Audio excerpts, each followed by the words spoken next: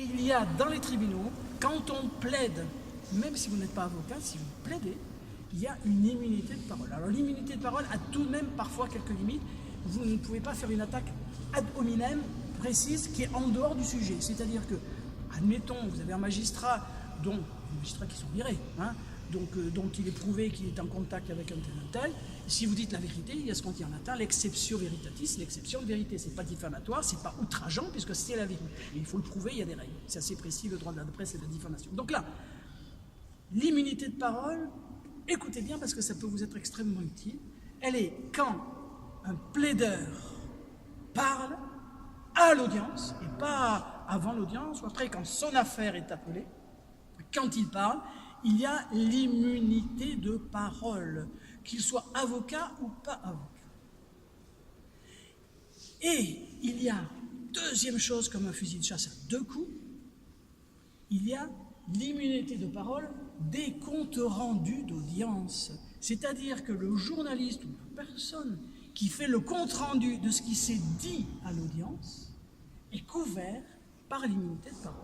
Ça n'empêche pas que le pouvoir politique peut quand même poursuivre des gens qui sont innocents. On ne peut pas empêcher des gens d'attaquer, même si on a raison. Mais on a raison. Alors, tout ça pour dire que je vais, à titre de compte rendu d'audience, si vous le permettez, si ce n'est pas trop long, mais c'est extrêmement important, vous lire quelque chose que je vous recommande, si vous le lisez ou si vous le dites, de surtout préciser que, en citant les lignes qui suivent, je ne fais que faire le compte-rendu de l'audience et citer in extenso ce qu'a dit l'avocat dans cette procédure au juge, ni avant l'audience, ni après l'audience, mais à ce moment-là, et pas à l'extérieur du tribunal, et le fait que j'ai la robe, maintenant, ne me couvre pas, sauf que je vais vous lire le compte-rendu d'audience. Et j'ai donc lu à l'audience ceci. La passion pour la justice a amené, donc, Maître Concou, à accepter de défendre la famille Kabyle dans une affaire devant laquelle les autres avocats reculaient. En milieu de procès, l'un d'eux, jusque-là avocat des Kabyles, a abandonné ceci. On les comprend. Ils craignent le danger en France d'avoir pour adversaire l'État dans un procès où celui-ci porte un mort sur son dos. Je continue le compte-rendu d'audience. Un hôpital public, celui de Gonesse, en banlieue de Paris, a assassiné une patiente venue pour une petite douleur à la jambe. C'était en février 2001. Depuis lors, la famille réclame justice, sans succès. Je continue le compte-rendu d'audience. Le tribunal devient complice, couvre les assassins. Dans la haute hiérarchie de l'État, des protecteurs leur assurent l'impunité.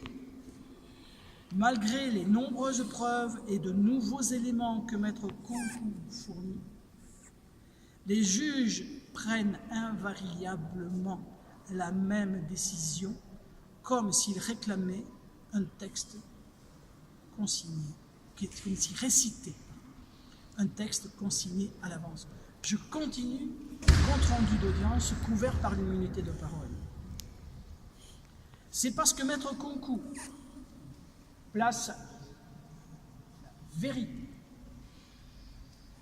au cœur de sa pratique professionnelle qu'il a tout de suite senti l'énormité de l'enjeu de l'affaire Kabyle.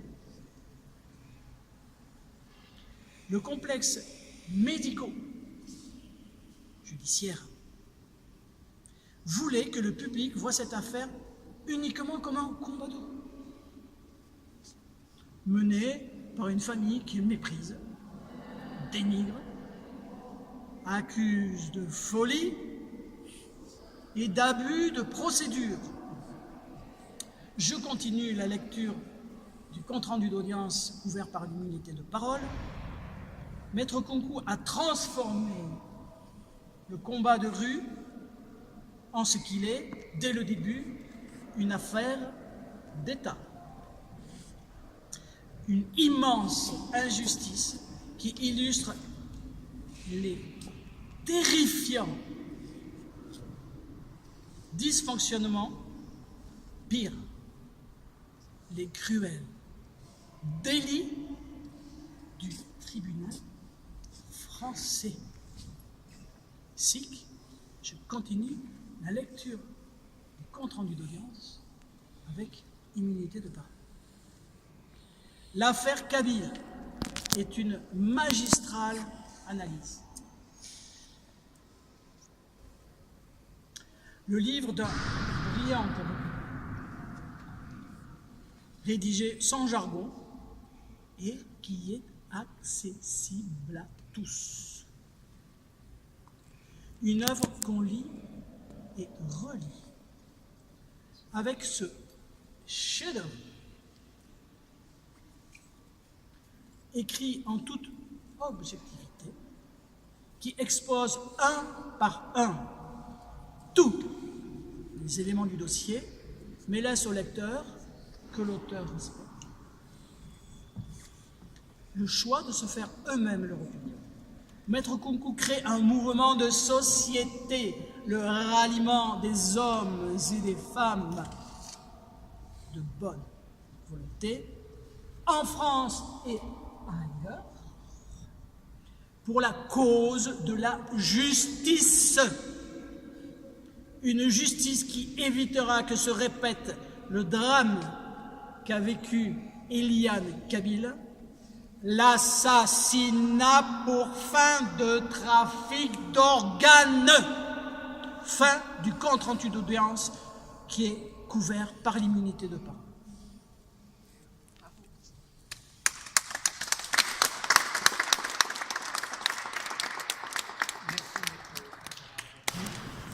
Je voudrais passer le micro à Thierry pour qu'il nous donne son sentiment à l'issue de cette audience, compte tenu de comment elle s'est passée et du départ théâtral de Maître Fortana Labattu de la salle d'audience, puisque le président ne lui donnait plus que quelques minutes, 15 minutes, pour terminer une plaidoirie qui méritait très largement d'être beaucoup plus longue.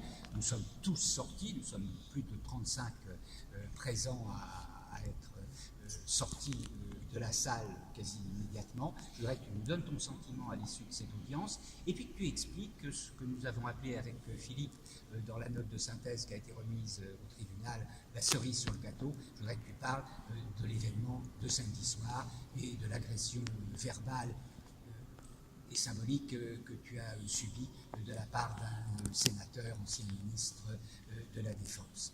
Voilà, je te passe le micro. Merci.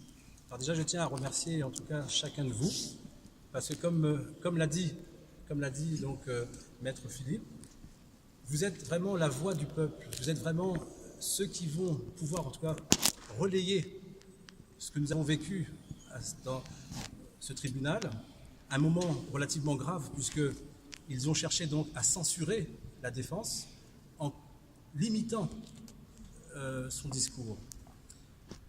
Il se trouve que hier, nous avons travaillé jusqu'à 5 heures, presque 4 heures du matin, sur toutes les possibilités qu'aurait le tribunal, parce que nous sommes, comme ça fait quand même 18 ans que nous nous battons dans ce dossier, donc on est quand même, on va dire, préparé à tous les coups fourrés possibles, et il se trouve, comme de bons élèves, nous avons donc eu le bon sujet en main, on aurait pu avoir le mauvais, et non seulement on a eu le bon sujet, parce qu'on avait donc prévu qu'ils allaient donc couper la parole à Maître Philippe, et nous avons donc également mis en place une stratégie de défense.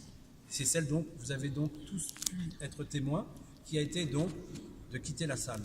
Et comme il l'a dit, il va falloir donc qu'il juge sur les écritures. Et je rappelle que ça fait plus de 2 ans et demi, jusqu'à l'heure, il n'y a jamais eu d'écriture en face. C'est-à-dire qu'ils sont normalement tenus à se baser uniquement sur nos écritures. Concernant donc l'événement d'il y a 2 jours, donc je me suis donc rendu dans un colloque de médecins et nous étions donc avec un ami journaliste, avec un ami qui également gère plusieurs associations, et l'objet, donc c'était donc de forcer, de convaincre les médecins à donner le dossier médical de chaque patient et de le mettre en ligne. Je peux comprendre l'agressivité, en tout cas, de ce sénateur, dont le nom est Alain Richard, parce que c'est vrai que bon, je ne le connaissais pas ce monsieur, je l'ai appris récemment d'une façon relativement violente d'ailleurs. Richard Encorin. Et donc, ce monsieur donc, qui est venu donc, en venant vers moi en me disant « Est-ce que vous me connaissez ?» Je lui ai dit non. Et comme il s'approchait de moi avec son doigt près de mon visage, je lui ai dit « Vous voulez m'agresser ?» Et j'ai reculé. Et il m'a dit « Est-ce que vous savez qui vous êtes ?» La question est étonnante. Donc je lui ai dit « C'est vous qui allez me répondre. » Et il m'a dit « Vous êtes rien. Moi je suis sénateur et j'ai votre nom et vous allez vous souvenir de moi. Croyez-moi, vous allez entendre parler de moi. » Il est normal qu'avec de telles menaces, que je me renseigne sur le personnage et je découvre que ce monsieur donc, est sénateur du Val d'Oise, comme par hasard l'endroit où ma maman a été assassinée, où son corps a disparu. Il se trouve qu'il est également ministre, il a été ministre de la Défense, il est membre de ce qu'on appelle IRIS, c'est toute la partie stratégique militaire, et président du conseil d'administration de l'IRIS, et il est également, il a été juge également, il a été donc maire également de Saint-Ouen-l'Aumône, et donc c'est quand même pas une petite pointure. Donc on peut, en tout cas moi j'ai été relativement surpris de l'agressivité qu'il a dégagée envers moi, et donc je me suis questionné. Je me dis qu'est-ce que j'ai vu, ou qu'est-ce que j'ai vu que je n'aurais pas dû voir, ou entendu que je n'aurais pas dû entendre, et il se trouve que je pense que c'est le fait qu'on voulait forcer ces médecins à donner les dossiers de chaque patient. Et je peux vous assurer que l'heure est grave, plus grave qu'on l'imagine. Parce que n'oubliez pas que dans le dossier Kabyle, sans la participation du docteur Torchman, ma maman serait encore là. Son implication était telle que jusqu'au bout, il a résisté parce que jamais il a appelé ma maman pour qu'elle aille à l'hôpital. Il a fait en sorte que ce soit sa sœur qui le fasse, mais lui, il ne l'a pas envoyé dans cette boucherie. Il a les moyens de dire qui est compatible ou pas dans justement le prélèvement d'organes. Mais si aujourd'hui, on se sert de chaque médecin comme des collaborateurs, parce que je dis ils vont vraiment jouer le rôle de collaborateurs à leur insu, on va pouvoir savoir qui est compatible sur toute la France et peut-être dans le monde, mais déjà c'est la France qui nous concerne. Et donc, nous allons donc tous être potentiellement en danger. Parce que si nos organes sont compatibles et qu'ils ont besoin dans l'instant de nos organes, croyez-moi, nous n'allons pas vivre longtemps. En tout cas, la personne dont les organes sont compatibles. Et je pense que finalement, j'étais un danger parce que dans ce genre de situation, j'ai quand même 18 ans de pratique derrière, donc rapidement, je peux donc déceler vraiment le danger, en tout cas que nous encourons. Et ce danger, c'est celui-là. Voilà, merci. Merci Thierry. Merci.